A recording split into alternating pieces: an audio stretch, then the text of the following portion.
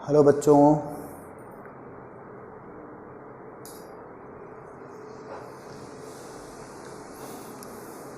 आज हम पढ़ेंगे कोलाइडल विलयन बनाने की विधियाँ। समस्त विधियों को इसी वीडियो में देखेंगे। तो हमारे साथ जुड़ने के लिए आप अपनी आँखें कुछ सेकंड बंद कीजिए। बोलिए, चलिए आज आपकी और हमारी एनर्जी सिंक्रोनाइज हो गया होगा, तो हम पढ़ना स्टार्ट करते हैं। Preparation method of colloidal solution. Preparation method for colloidal solution.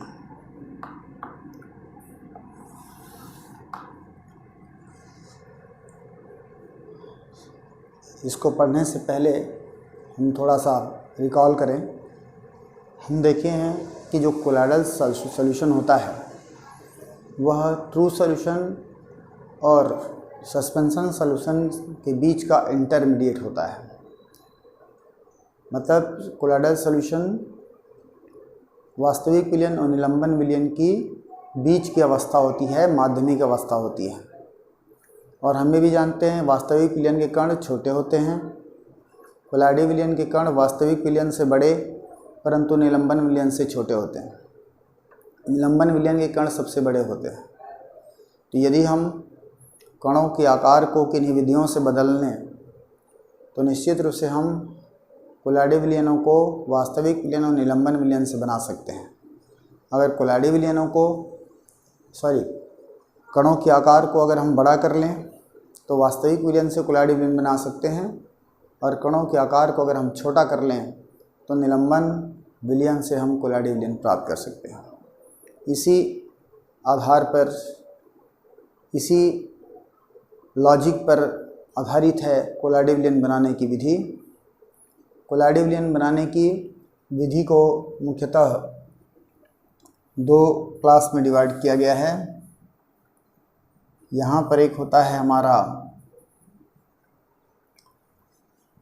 Dispersion method, dispersion, इसको एग्रीगेशन मेथड भी कहते हैं, और ये कहलाता है हमारा परिक्षेपण विधि। परिक्षेपण। दूसरा होता है कंडेंसेशन, कंडेंसेशन मेथड, इसको बोलते हैं हम लोग संघनन विधि। यहाँ पर आपको बता दूं, डिस्पर्शन मेथड, डिस्पर्शन का मतलब होता है बड़े कणों को छोटा करना। बड़े कणों को क्या करना? छोटा करना। और कंडेंसेशन इसका अपोजिट है, जिसमें छोटे कणों को बड़ा की जाती है। तो निश्चित रूप से डिस्पर्शन मेथड में बड़े कणों को छोटा किया जाएगा। इसलिए इस विधि से कोलाइडल विलयन बनाने के लिए सर्वप्रथम हमको जिस पदार्थ की कोलाइडल विलयन बनाना होगा उस पदार्थ की निलंबन विलयन तैयार करना होगा। फिर निलंबन विलयन को कोलाइडल विलयन में कन्वर्ट करना होगा। जबकि कंडेंसेशन मेथड में संघनन विधि छोटे कणों को बड़ा करने से संबंधित है, और छोटे कणों को बड़ा करने से संबंधित है इसलिए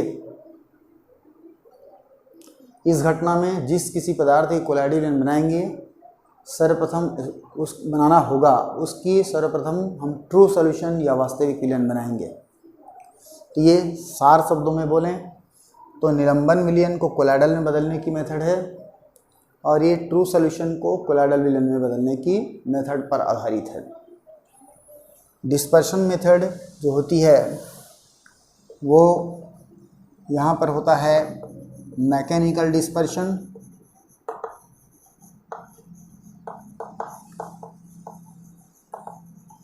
दूसरा होता है इलेक्ट्रिकल या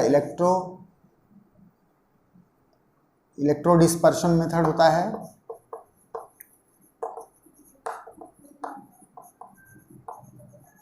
इसमें यूज़ होती है ब्रेडिंग आर्क मेथड को डिस्कस करेंगे।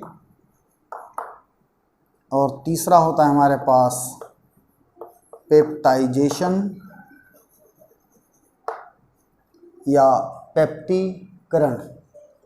चौथा एक और विधि एक्स्ट्रा जान लो, ये इम्पॉर्टेंट नहीं है, by ultrasonic method. Ultrasonic method, 4 method हम इसके अंतर्गत स्टडी करेंगे। कंडेंसेशन में यहाँ पर हम देखते हैं सर्वप्रथम क्या होगी, केमिकल मेथड होगा। केमिकल मेथड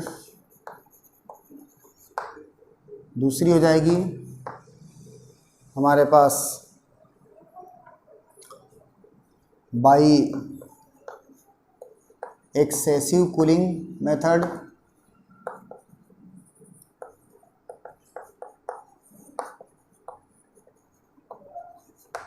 तीसरा हो जाएगा by changing solvent.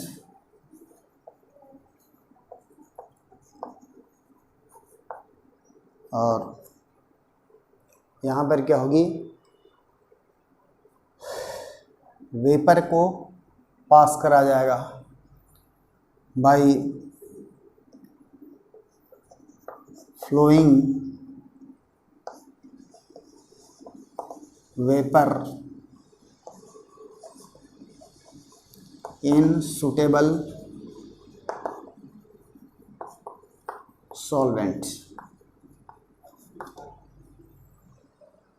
Suitable solvent. Chemical method के भी सब डिवीज़न हैं, इसके अंतर्गत हम लोग पढ़ेंगे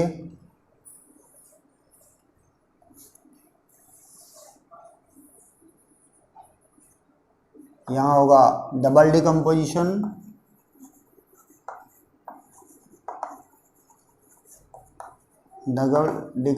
मेथड। सेकंड हो जाएगा बाई रिडक्शन, अगला हो जाएगा बाई ऑक्सीडेशन, और फिर इसमें हो जाएगा अगला हमारे पास बाई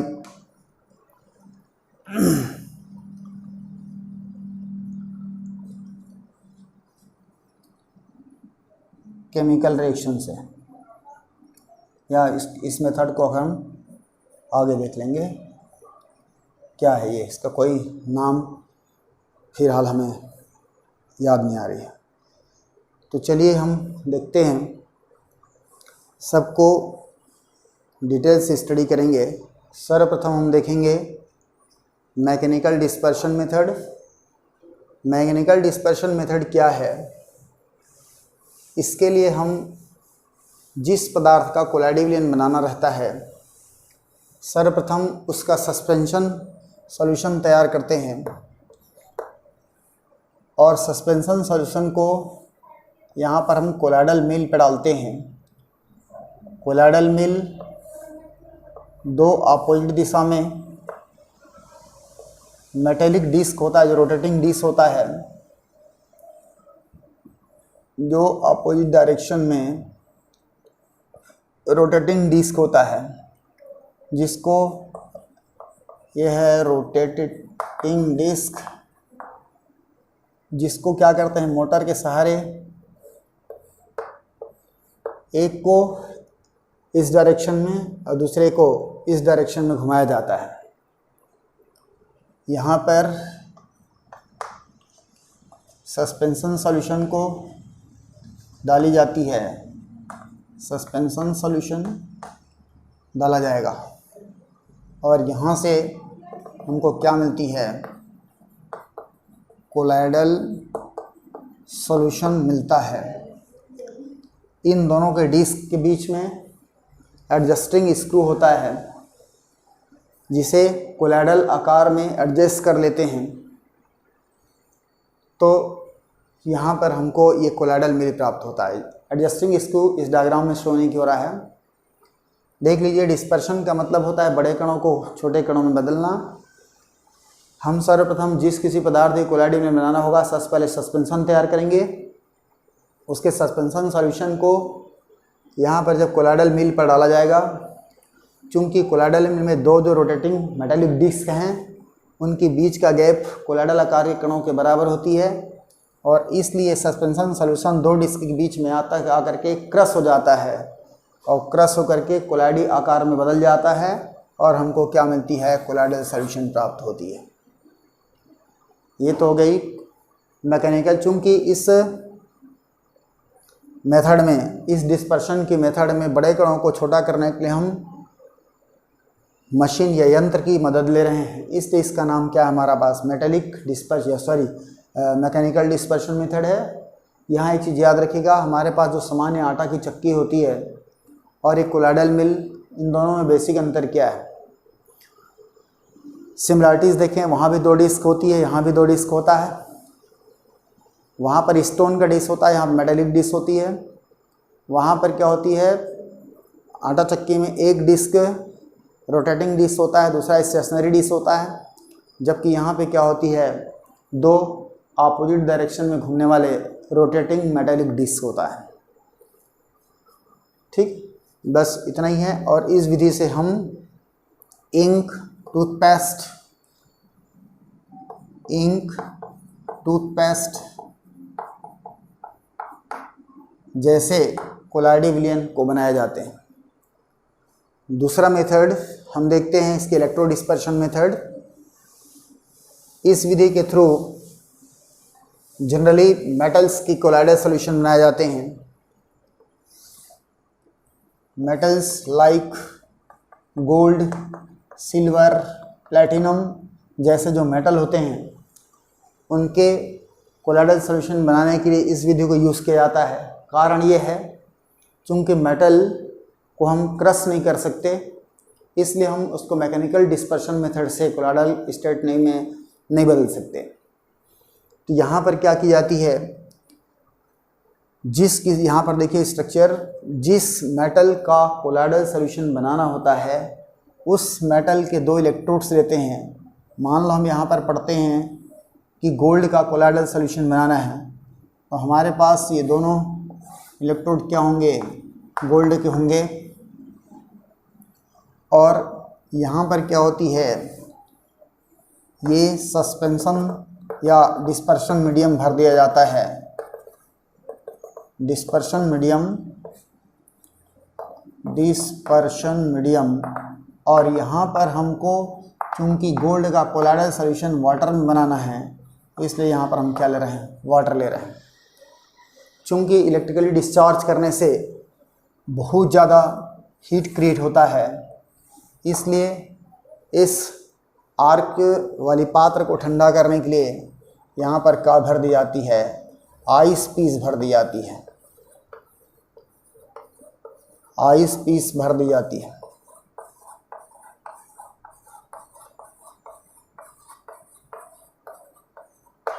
ये क्या है हमारा, आइस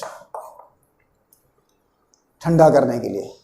जब इन इलेक्ट्रॉनों का फिर ध्यान से देखिएगा, जिस किसी मेटल की कोलाइड सॉल्यूशन बनाना है उसका इलेक्ट्रोड्स लेते हैं। सिल्वर का बनाना होगा सिल्वर लेंगे, गोल्ड बनाना है गोल्ड लेंगे, प्लेटिनम बनाना होगा प्लेटिनम लेंगे। फिर उन दोनों इलेक्ट्रोडों को सूटेबल या जिस किसी डिस्पर्शन मीडियम में कोलाइडल सॉल्यूशन बनाना है उस मीडियम पर डिप कर दी जाती है, और पूरी इस पात्र को आइस चैम्बर पर रख दी जाती है। कारण ये है क्योंकि इस आर्क मेथड से इलेक्ट्रिक आर्क क्रिएट होता है, बहुत ज़्यादा टेम्परेचर क्रिएट होता है, इसलिए हमको ठंडा करने की ज़रूरत पड़ती है।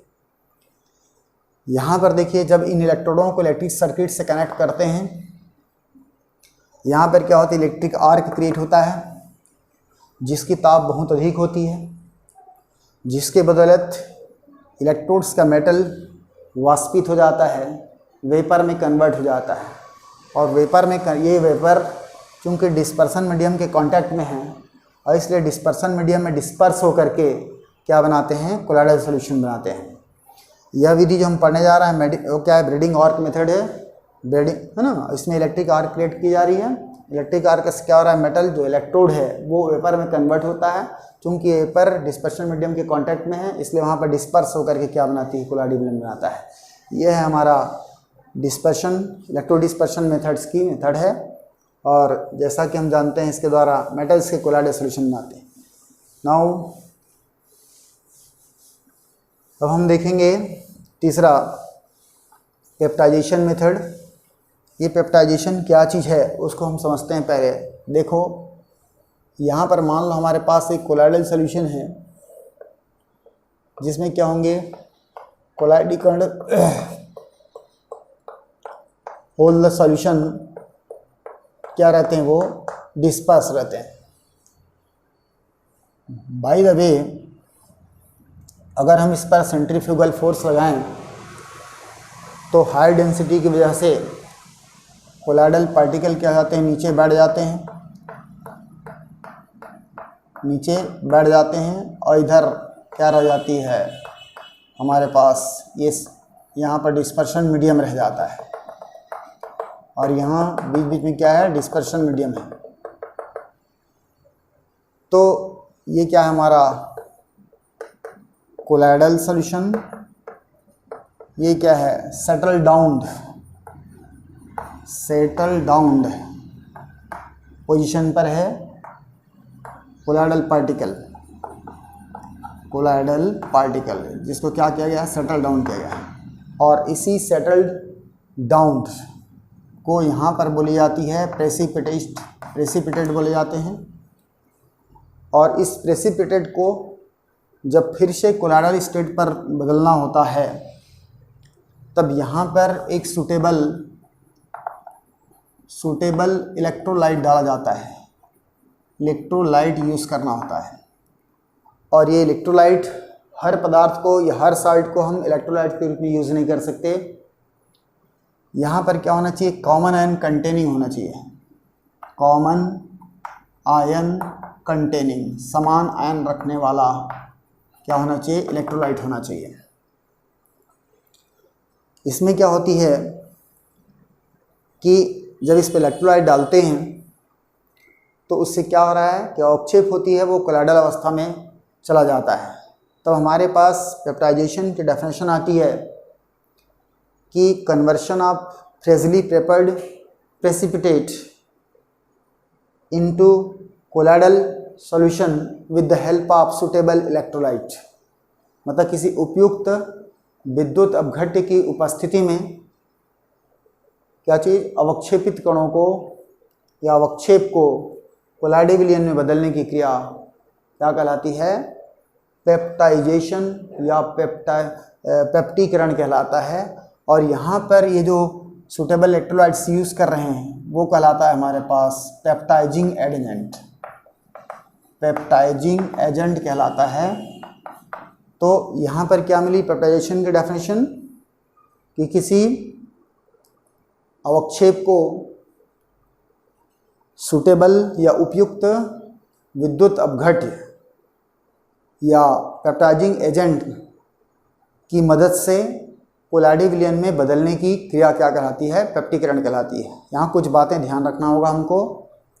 यहाँ पर अवक्षेप शर्त इस बात का है कि ये क्या होना चाहिए, ताज़ा होना चाहिए। दूसरी, जो पेप्टाइजिंग एजेंट या इलेक्ट्रोलाइट यूज़ कर रहे हैं वो कॉमन आयन कंटेनिंग होना चाहिए। जैसे यहाँ पर कोलाइडल सॉल्यूशन में अगर कोलाइडल कल मान लो नेगेटिव चार्ज है, पॉजिटिव चार्ज है, कुछ भी है या चार्ज होते हैं तो उससे कॉमन आयन रखने वाला होना चाहिए। जैसे मान लो हम फेरिक क्लोराइड का बनाते हैं तो फेरिक क्लोराइड में हम अगर फेरिक हाइड्रोक्साइड, देखो फेरिक हाइड्रोक्साइड का या फेरिक क्लोराइड का कोलाइडी विलयन बनाना है, फेरिक हाइड्रोक्साइड का अगर कोलाइडी सॉल्यूशन बनाना है तो हम इलेक्ट्रोलाइट्स के रूप में क्या कर सकते हैं, या तो आयरन, देखो यहाँ पर +3 है और OH- है, तो हमको यहाँ पर समान के रूप में क्या होगा, या तो हम फेरिक क्लोराइड यूज़ कर सकते हैं क्योंकि इसमें +3 है, या फिर हम KOH जैसा सॉल्यूशन यूज़ कर सकते हैं क्योंकि इसमें भी क्या है, -KOH कॉमन आयन है। तो कोई कॉमन आयन कंटेन करने वाला इलेक्ट्रोलाइट्स को ही पेप्टाइजिंग एजेंट के रूप में यूज़ कर सकते हैं। दूसरी स्थिति में देखें, अगर मान लो हमको सिल्वर क्लोराइड का बनाना है कोलाइडल सॉल्यूशन सिल्वर क्लोराइड का, तो सिल्वर क्लोराइड में क्या होगी, प्लस होता है माइनस होता है। तो यहाँ पर पेप्टाइजिंग एजेंट के रूप में हम क्या यूज़ कर सकते हैं, कोई सिल्वर आयन कंटेनिंग मतलब सिल्वर नाइट्रेट यूज़ किया जा सकता है, जो कि यहाँ पर दोनों में देखो ये कॉमन है, या फिर हम KCl यूज़ कर सकते हैं। और यहाँ पर एक चीज़ याद रखिएगा, HCl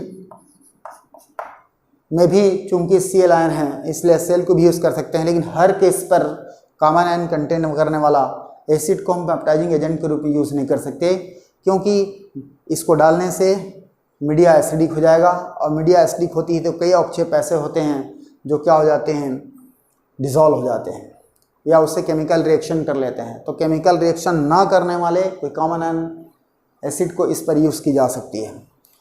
तो यहाँ पर हम देखते हैं पेप्टीकरण को, ये हो गया, क्या हो गई परिभाषा कि विद्युत अपघट्य की उपस्थिति में या पेप्टाइजिंग एजेंट की उपस्थिति में अवक्षेप को कोलाइडल विलयन में बदलने की क्रिया पेप्टीकरण कहलाती है, पेप्टाइजिंग या पेप्टाइजेशन कहलाता है।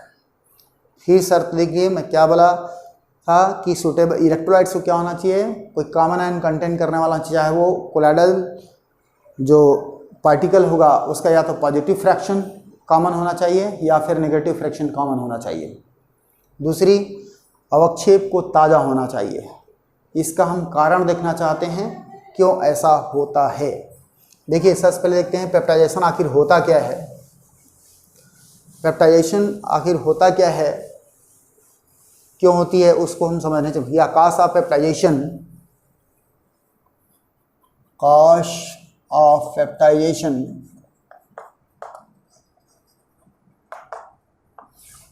मान लो हम यहाँ पर फेरिक हाइड्रोक्साइड की कोलाइडल विलयन बनाना चाहते हैं, तो सर्वप्रथम हम क्या लेंगे, फेरिक हाइड्रोक्साइड का कोलाइडल विलयन बनाना है।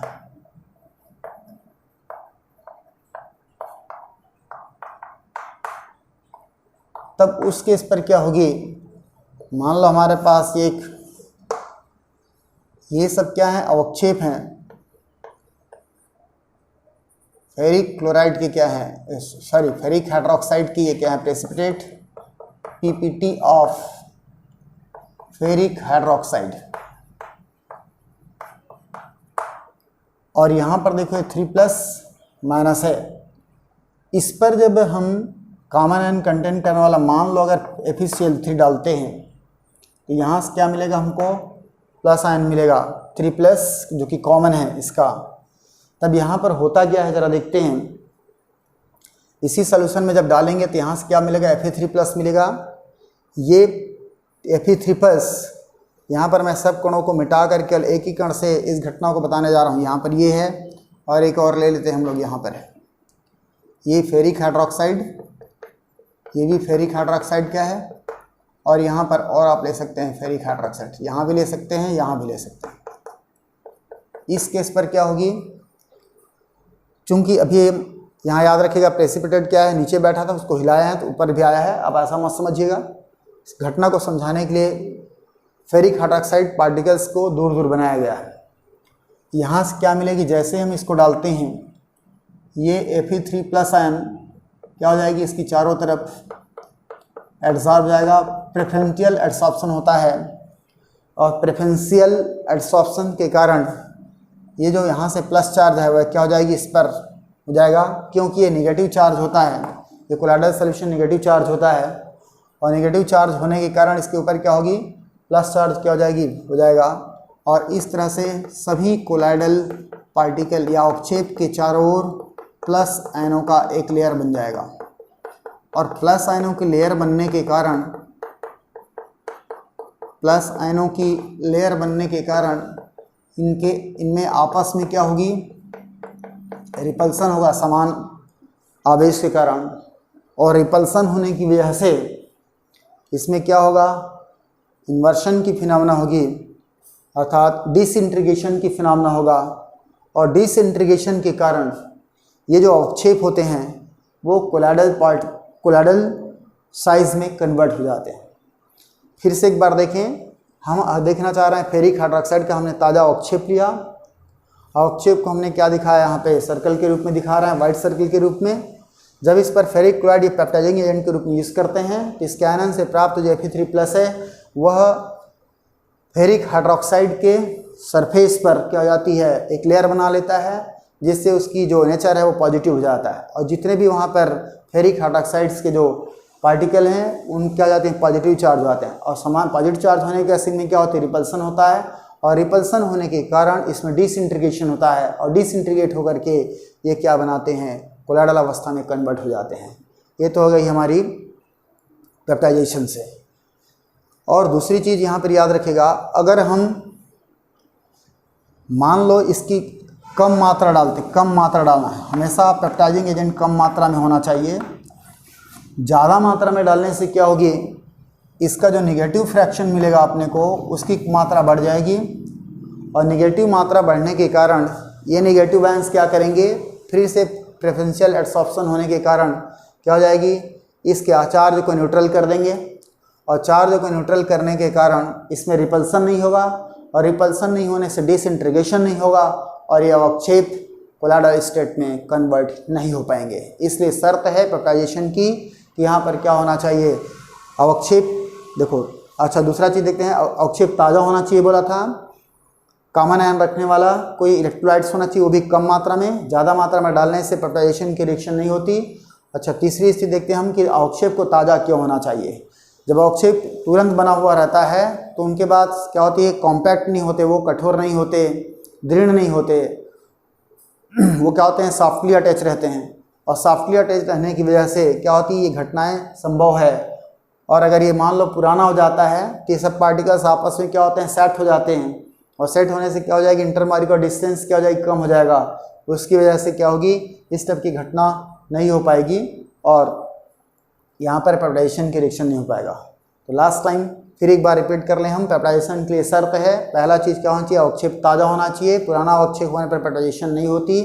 दूसरी चीज़ पेप्टाइजिंग एजेंट के रूप में क्या होगी, हमारे पास फेरिक क्लोराइड कॉमन आयन रखने वाला होना चाहिए, चाहे तो धन आयन वाला हो या फिर ऋण आयन भाग क्या होना चाहिए, कॉमन आयन रखने वाला होना चाहिए।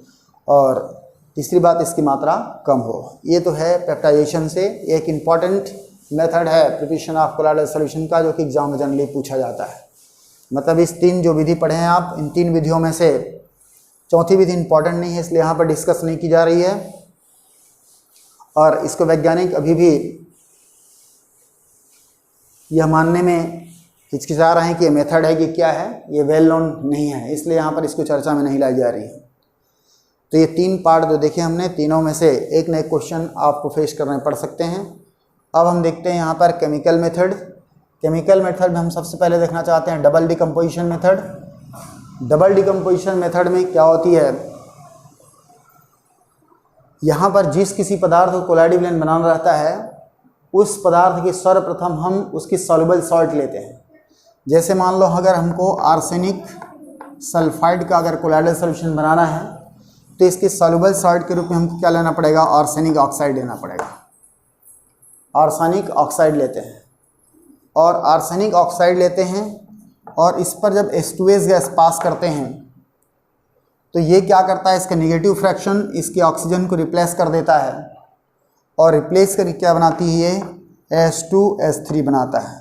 तो कुल मिला के डिकम्पोजिशन की केस में क्या हो रहा है, देखो इसका जो ये वाला पार्ट है निगेटिव पार्ट है, इसके निगेटिव पार्ट को रिप्लेस कर रहा है और इसीलिए क्या होती है, ये डिकम्पोजिशन रिएक्शन और बनेगा क्या, यहाँ पर H2 बनेगा। तो ये देखो इसको डिस्प्लेस कर रहा है, ये इसको डिस्प्लेस कर रहा है, मतलब दो तरह से डिस्प्लेसमेंट हो रहा है, इसलिए इसको डबल डिकम्पोजिशन रिएक्शन कहते हैं।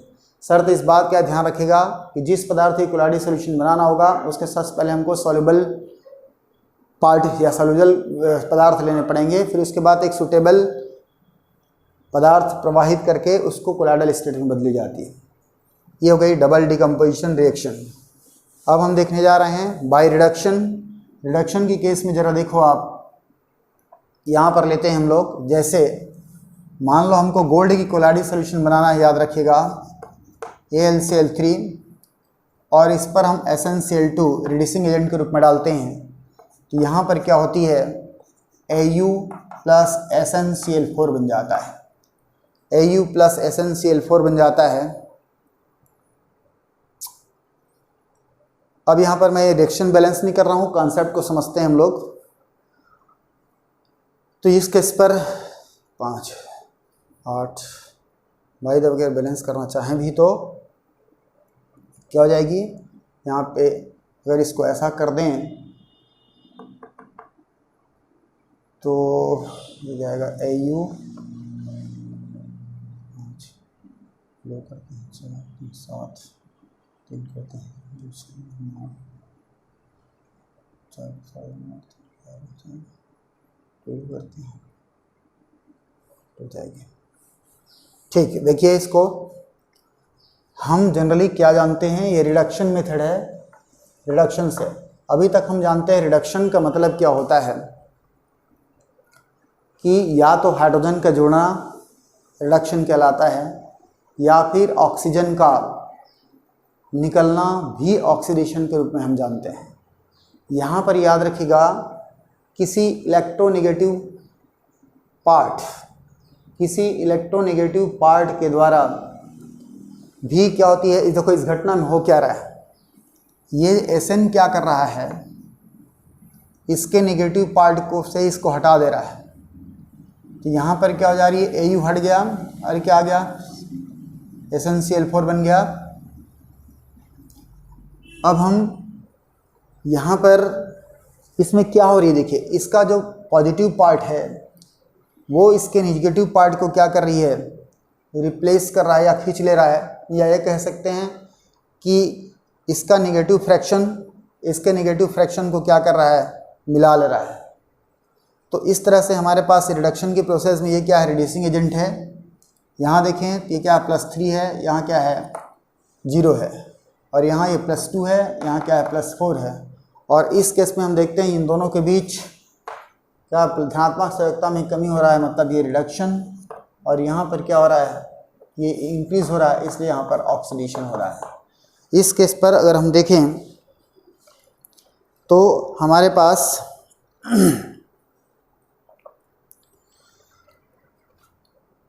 इसको अगर हम बैलेंस करें तो ज़्यादा अच्छा होगा।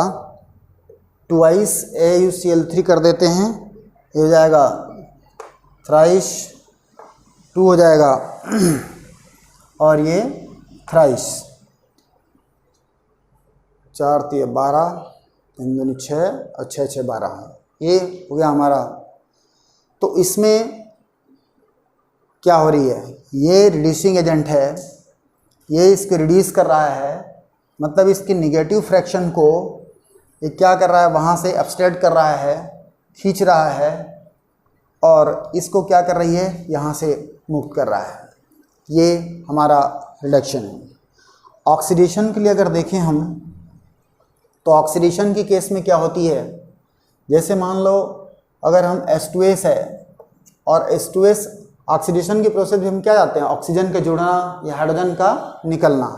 इस केस को रिएक्शन समझें तो क्या होगी, अगर हम इस पर Br पास करते हैं तो देखो यहाँ पर क्या हो रहा है, ये बनाता है H और ये बनाता है HBr। तो इस केस में देखो अब क्या कर रहा है ये कि Br जो है वो यहाँ से पॉजिटिव पार्ट को अपोहित कर रहा है, पॉजिटिव पार्ट को अपोहित कर रहा है। ये ऑक्सीडेशन में, रिडक्शन के केस में देखिए तो क्या कर रहा है, यहाँ पर ये निगेटिव पार्ट को अपोहित कर रहा है, निगेटिव पार्ट को एब्स्ट्रैक्ट कर रहा है, अपने में मिला रहा है, खींच रहा है। तो यहाँ पर रिडक्शन के एक और मीनिंग हो गया कि अगर यहाँ का क्या करता है, किसी पदार्थ का पॉजिटिव पार्ट दूसरे के नेगेटिव पार्ट को अगर अपने में मिलाता है तो भी एक रिडक्शन की डेफिनेशन हुई। जबकि यहाँ पर क्या हो रहा है, ये इसके पॉजिटिव पार्ट को अपने में मिला लेता है, उसके साथ रासायनिक संयोग करता है। ये हो गया हमारे पास ये। फिर यहाँ पर और चाहें तो हम रिड्यूसिंग एजेंट के रूप में SnCl2 नहीं है, हम चाहें तो यहाँ पर फॉर्मेल्डिहाइड भी यूज़ कर सकते हैं, हम चाहें तो हाइड्रोजीन यूज़ कर सकते हैं, जिसको हम चाहें तो N2H4 के रूप में लिख सकते हैं। यहाँ पर उसी तरह से ऑक्सीडाइज़र के रूप में HNO3 भी यूज़ कर सकते हैं। मतलब कोई भी ऑक्सीडाइज़र सॉल्यूशन पे अगर डाला जाता है तो क्या हो सकती है, इस घटना को या से हम कोलाइडल विलयन बना सकते हैं। ये तो है हमारे पास केमिकल मेथड, इसमें हमने 3 पढ़ा, double decomposition, by reduction method, by oxidation method. एक और जोड़ सकते हैं यहाँ पे हम लोग, हाइड्रोलिसिस। हाइड्रोलिसिस से भी बनाया जा सकता है। हाइड्रोलिसिस में अगर देखें, मान लो अगर फेरिक क्लोराइड का हमको फेरिक क्लोराइड पर पानी डालते हैं तो क्या होती है, फेरिक हाइड्रोक्साइड का कोलाइडल सॉल्यूशन बनता है और क्या बनता है, HCl बनता है। फेरिक क्लोराइड का